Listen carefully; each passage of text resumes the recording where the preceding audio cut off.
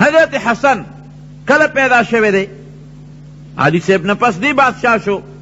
دی د هجرت په 3 کال چې نبی علیہ السلام کله مدینه منورې ته هجرت وکړ، نو په 3 کال باندې د رمضان په میاشت کې دی پیدا شو.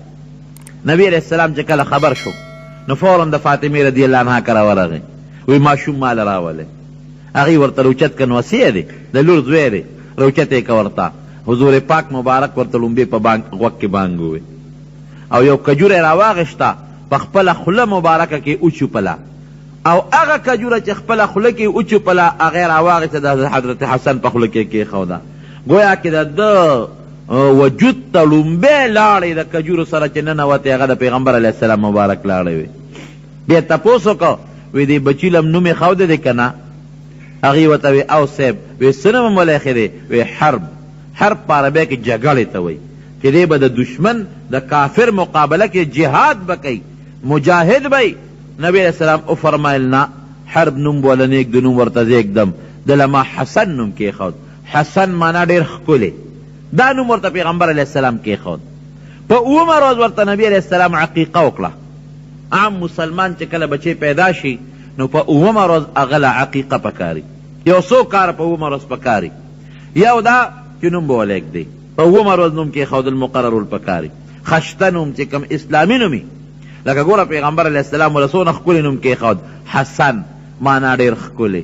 د پیغمبر علیہ السلام د خپلو بچو نومونه، د یو زوی نوم یې ابراهیم، د نیکه نوم یې د پیغمبر، نو د پیغمبر نوم کېښودل پکاري. د بل زوی نوم یې قاسم، قاسم، صرف قاسم. قاسم مانا قسمت کون کے، تقسیم کون کے. د بل بچی نوم یې طیب، و طیب مانا پاک. د بل بچی نوم یې طاهر، و طاهر مانا پاک. خشته ښکلي نومونه نبی علیہ السلام خپلو بچو له ښودي، هغه ماشومانې کې مړه دي. او وسیله نوم کېښود حسن، ډېر ښکلی. نو په 9 روز به یو نوم ایږدی بچي له، نوم چېرته صحابي نوم کېده، یا د پیغمبر نوم کېده، او یا هغه نوم کېده چې د هغې خشته ښکلې معنا وي. نو نبی کریم صلی الله علیه وسلم دغه عقیقه وله وکړله، او بیا سر به وله وخوری، نوم به وله کېدی. دا عقیقه د حضرت حسن رضی الله عنه. ماشومو پیغمبر علیہ السلام لویو. دغسې ورپسې کال پس حضرت حسین رضی الله عنه بیا پیدا شو. اته یو کال کشر دی، دی په رمضان کې پیدا شوی، هغه په شعبان کې چې تاسو شو قدر میاشت ورته وایې، 11 میاشتې پس حضرت حسین رضی الله عنه پیدا شو. یو بیبي ده حارث، د حارث لور ده، هغې خوب ولیده، راله نبی علیہ السلام ته کېناسته، د الله رسول یو ډېر خطرناک خوب مې لیدلی، وایه راته که نه؟ وی نیشم بیانولی، ډېر د هیبت خوب دی. وی وایه خیر دی، تعبیر به وباسو. وی خوب مې ده ولیده چې صاحب ستا د وجود نه یو ټوکړه را پرې شوه او زما دې غېږ کې را پرېوته. ستا د وجود نه ټوټه را پرې شوې ده او زما غېږ کې چا را وغورځوله. داسې خطرناک خوب مې ولید. حضور پاک مبارک ورته مسکی شو، وی دا خو ډېر ښایسته خوب دی.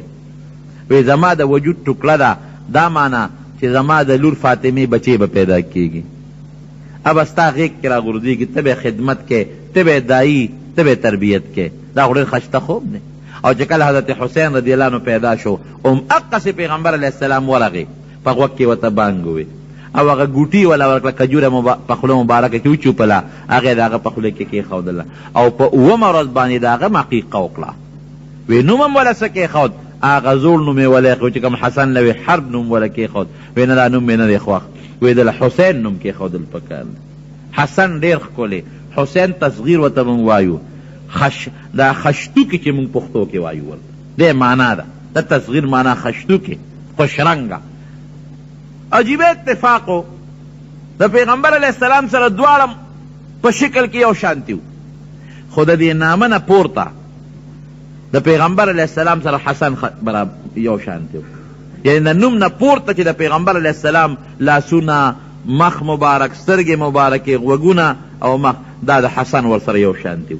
او د نامه له لاندې خپې، چال، تلل، ګوتې، دا ورسره د حضرت حسین رضی الله عنه یو شانتي. دواړه ورسره په نیمه کې ورسره یو شانتي و، په نیمه کې ورسره بل یو شانتي و. او تاسو یقینو کې تاریخ لیکي چې نبی کریم صلی الله علیه وسلم به د ورځې روزانه یو ځل فاطمې رضی الله عنها کره خامخا ته کور یې نږدې و، او تپوس به یې کو، وی زما هغه بچي څه شو مالی راولی. او کله چې به دا دواړه ولاړو، یو صحابي فرمایي نبی علیہ السلام حضرت حسن او حسین را روانو دواړه وی چې نبی علیہ السلام وکتل نو پیغمبر علیہ السلام ورته کېناسته او لاسونه ورته داسې خواره کړل وی دواړو را منډې کړو پیغمبر علیہ السلام ته ورته غاړه وتل یو صحابي فرمایي وی قسم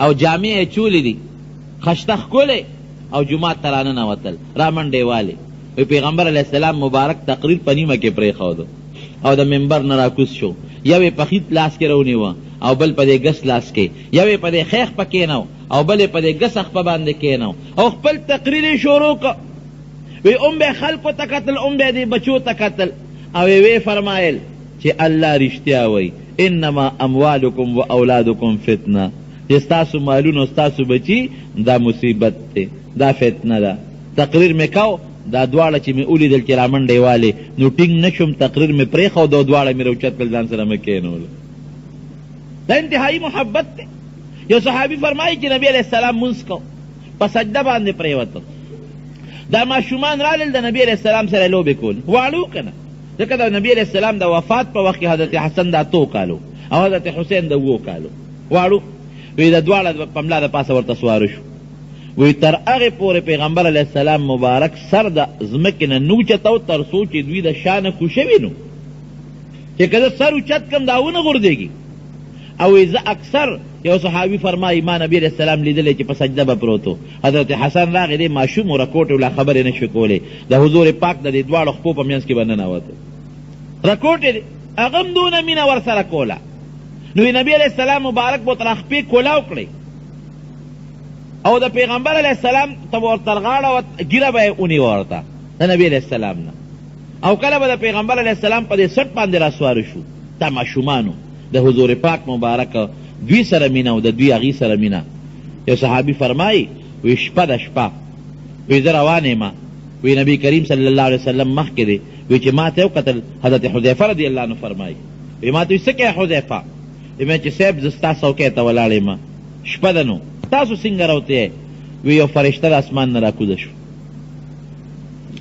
او دا فرشته په لومبي ځل د اسمان نه راله او په ما باندې سلام واچو او ما له د الله له طرف نه یو پیغام راوړه د الله رسوله څه پیغام دی وی زه الله را لېږلی ما چې د خپل محبوب ته زما ووایه چې ستا دا 2 بچي حسن او حسین دی له ما د جنت سرداري ورکړه او دا خوشخبري ولا ورکه چې دی دواړو سره څوک مینه کوي الله به هغوی سره مینه کوي دوی سره چې څوک محبت کوي الله به هغوی سره محبت کوي دا ګوره د رب العالمین د طرف نه یو خوشخبري راغلې ده د دواړو ماشومانو په حق نو واقعي دا ډېر لوی د خوشحالۍ خبره ده د هغې ماشومانو دپاره حضرت ابوبکر صدیق رضی الله عنه په لاره روان دی او حضرت علي صاحب ورسره دی حضرت حسن رضی الله عنه لوبې کولې ماشوم روچتې او په د اوږه د پاسه یې سور کړ پلار یې ولاړ دی علي صاحب او ابوبکر صدیق د خلکو مخکې وی قسم په الله والله شبیه برسول الله صلی الله علیه وسلم زما د قسم په خدای چې دا ماشوم د خپل نیکه رسول الله مبارک په شان دی د پلار په شان نه دی علي صاحب ته سره مشابهت نشته شکل یې د ده شان برابر نه دی د نبي علیہ السلام سره برابر شکل علي صاحب خندل حضرت عمر فاروق رضی الله عنه صحابه به مو سره ډېره مینه کوله د دې وجې نه چې د نبي علیہ السلام سره مینه وه حضرت عمر فاروق رضی الله عنه مجاهدینو له 15,000 روپۍ تنخواه مقرر کړه دلیم 15,000 تنخواه مقرر کړه حضرت حسن رضی الله عنه چا ورته وی دله دې ولې مقرر کړه دې خو لاره کوټ دی لک دی او دا څومره جهادونه نه دي کړی څومره جهادونه چې نورو صحابو کړي دي وی تاسو ته پته نه لګي دله مې ځکه مقرر کړه چې دې د نبی کریم صلی الله علیه وسلم محبوب دی دا غن وسید او حضرت عمر فاروق رضی الله عنه یو ځل په منبر ناستو او څومره سختو چې خلکو به د هغه مخکې خبرې نه شوې کولی غټ غټ بادشاهان به سر ټیټه ولاړو د رامنډه کړې حضرت عمر فاروق رضی الله عنه صادر نه کلک ونیو وی راکوشه د ما د پلار د منبر د ما د پلار په منبر ناست دی د خپل پلار په منبر کېنه عمر فاروق رضی الله عنه راکوز شو روچت یې که ځان ته رانږدې که بچې زما د پلار منبر خو نشته دی زما د پلار منبر کم دی خو ستا د پلار دا منبر زما د پلار منبر دی که روچت یې کو او ځان سره یې نیولې دی او بیا ورته وایي بچې دا راته وایي چې دا درته چا ویلې وه دا خبره؟ وی ما ته هېڅ چا هم نه وه ښولې. وی نه دا راته ووایه دا تا رضا نه ده کړې چا به راته ویلي. وی نه ما ته هېڅ چا هم دا خبره نه ده کړې. دومره به صحابهو د دې ماشومانو احترام کو، دومره عزت پې کو.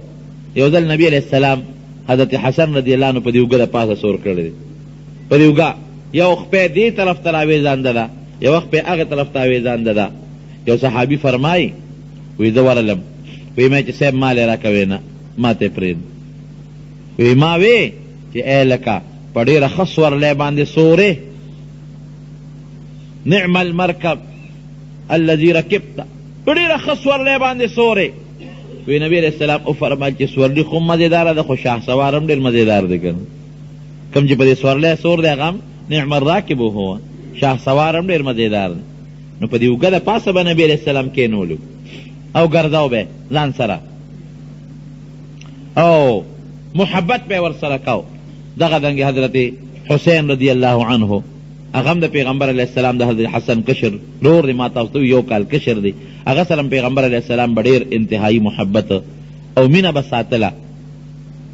حضرت عمر فاروق رضی الله عنه په منبر ناستو تقریر یې کو، یمن نه چا جامې راوړوي، نو هغه جامې یې په صحابو تقسیم کړې. یېري دې درمیان کې د جمعې ورځ د حضرت حسن او حسین راوتل.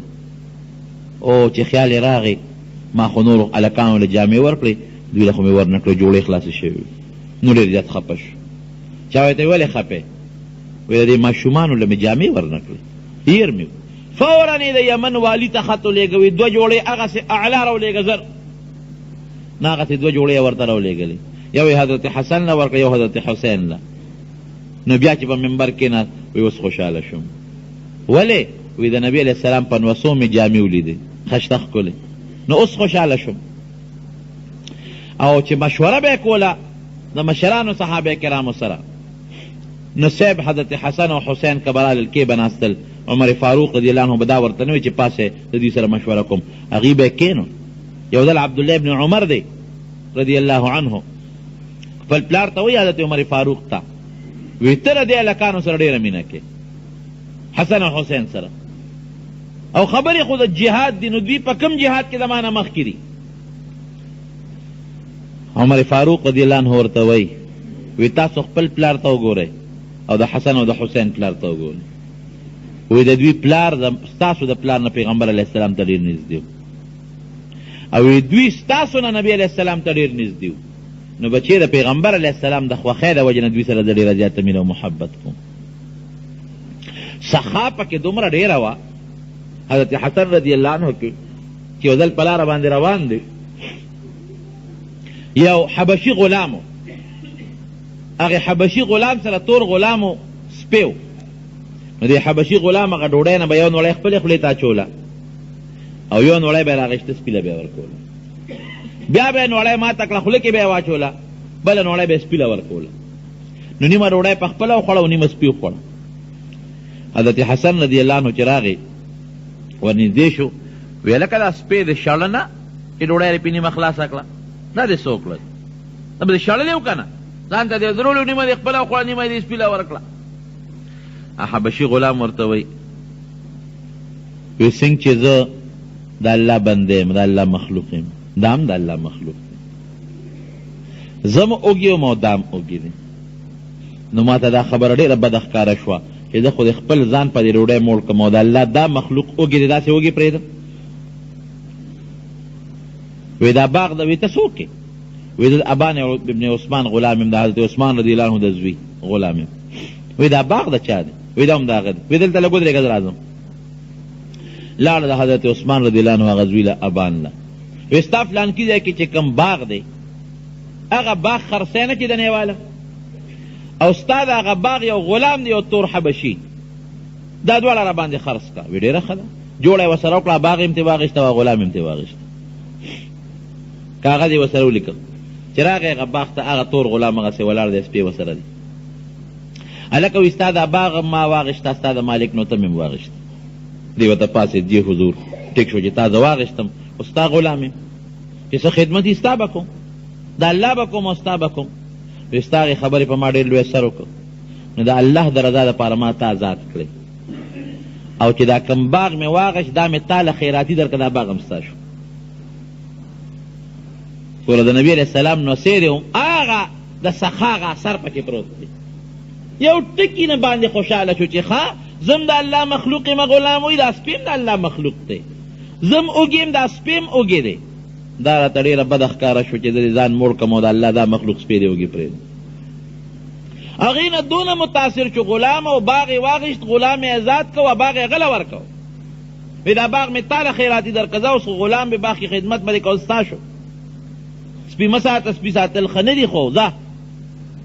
غلام ورته وایي وی د کم الله د رضا دپاره چې تا آزاد کړم او د هغې الله د رضا دپاره دا باغ دی کې ما خدمت کو، زه د دې نوکر وم، دا تا ما ته وقف کړه، زه د دې مالک کړم، خان دې کړم، نو د هغې الله د رضا دپاره دا باغ هم زه د خدای په نوم کې خیرات کوم، باغ هم زه نه زه د الله په نوم ما هم خیرات کوم. بیت المال ته چې کوم ځای کې دې خوښ وي د الله په نوم باندې خیرات. به هر کیف دا دواړه لکان حضرت حسن او حضرت حسین رضی الله تعالی عنهما ما ووی چې د نبی علیه السلام ډیر زیات نږدې و، ډیر زیات محبت و د پیغمبر علیه السلام دی دواړو سره، او تپوس به یې ولکه او ځان ته به یې راترغاړه ایستل او ښکلول به خپله ژبه به یې د هغې په خولو کې کېښودله، دومره یې ورسره مینه وه. نو هغه حضرت حسن رضی الله عنه د حضرت علی رضی الله عنه نه پس خلیفه شو، او بیا د حضرت معاویه رضی الله عنه سره جوړه وکړله، 6 میاشتې حکومت حضرت حسن رضی الله عنه سره، او بیا حضرت معاویه رضی الله عنه تاواله شو. بالاتفاق دته بیا ښځې په ډوډۍ کې زهر واچول او د هغې نه دی وفات شو حضرت حسن رضی الله عنه. ښځې نوم یې جعده و، هغې ورته زهر واچول، د فتنو زمانه وه. چې زهر یې ورته واچوله نو ورور وله راغی حضرت حسین، وی رورې څه چل در باندې وشو؟ په ما زهر وخوړل، چا راته ډوډۍ کې زهر واچول. وی چا درته واچول؟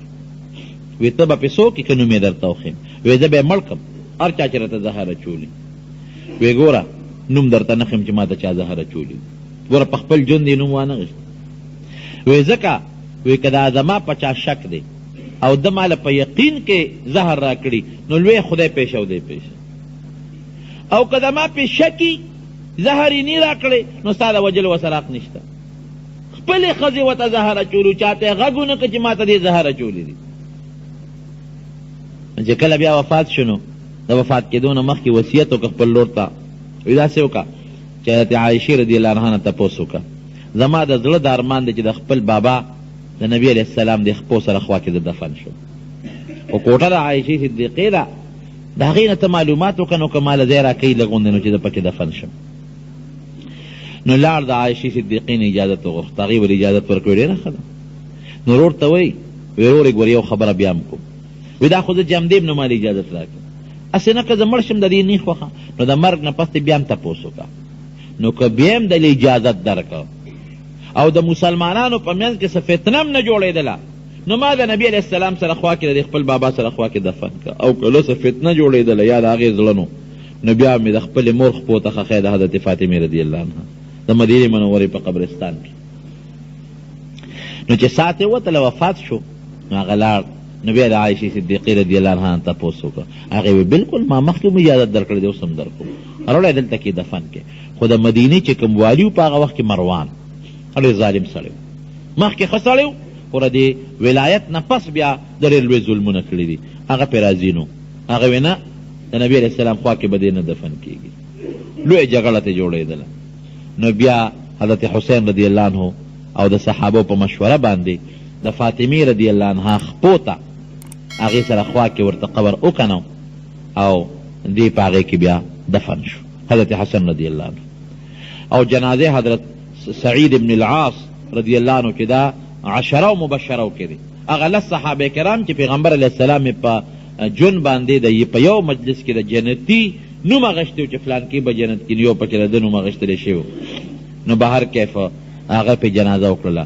او د مدینې منورې مشهور قبرستان دی جنت البقیع ورته وایي، په هغې کې اوس هم دفن دی، هغې کې قبر دی د حضرت حسن رضی الله عنه.